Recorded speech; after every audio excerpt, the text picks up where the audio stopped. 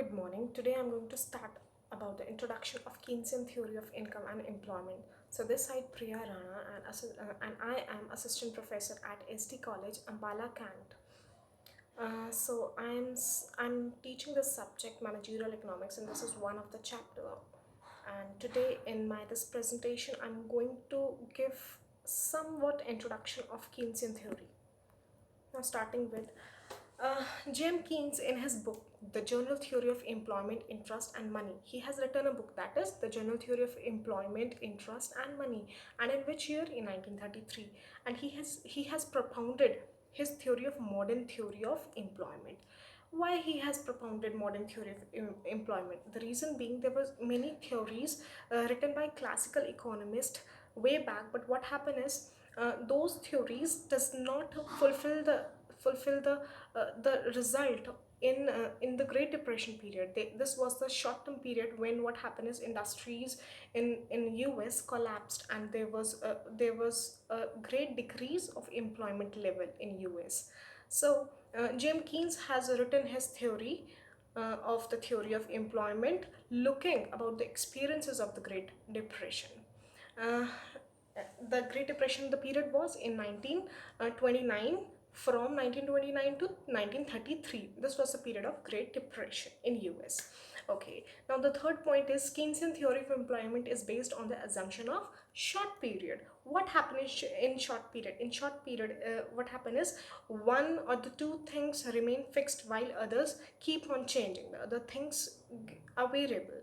For example, you have a capital that is fixed, but uh, other factors are variable in an industry.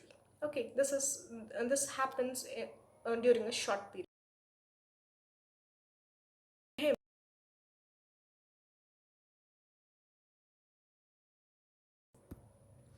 According to him, in capitalist economy there is no in capitalist economy there is not always full employment. हमेशा full employment नहीं होती है, according to him.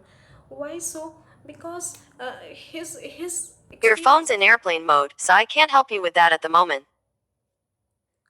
Stop. Capitalist economy में क्या होता है? There is not always full employment. There may be unemployment because of fall in aggregate demand. What happens is aggregate demand get fall. Why so? Because there is unemployment in US. So US is a capitalist economy. What happens is there's not always full employment. His theories has a valid reasons that there is not always full employment in an economy, and there must be a substitute for that.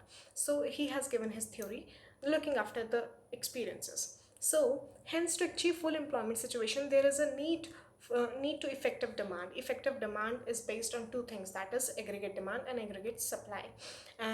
Aggregate demand and aggregate supply एक effective demand बनाते हैं. Okay, अब aggregate demand और aggregate supply को हम further explanation में study करेंगे, because there is a whole theory and process he has written.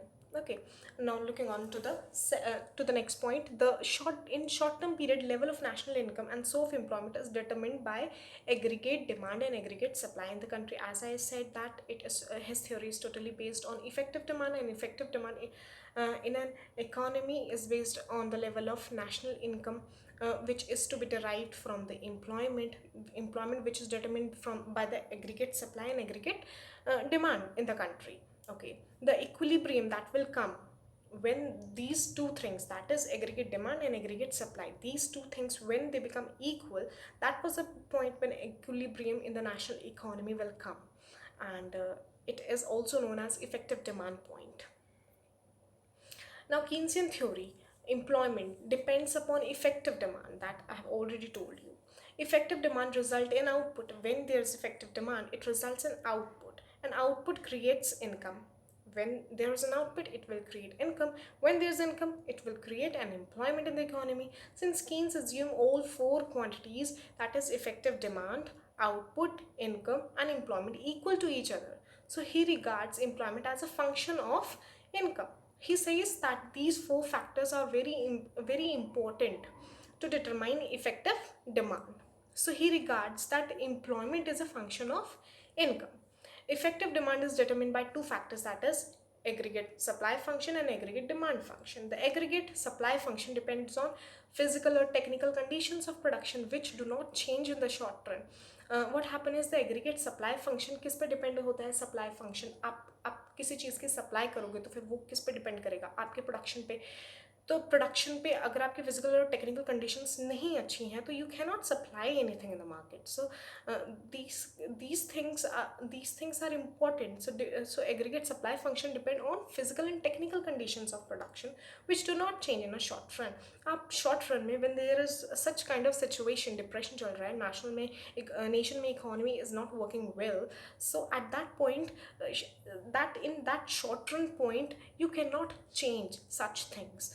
So aggregate supply function in सब चीज़ों पे डिपेंड होता है.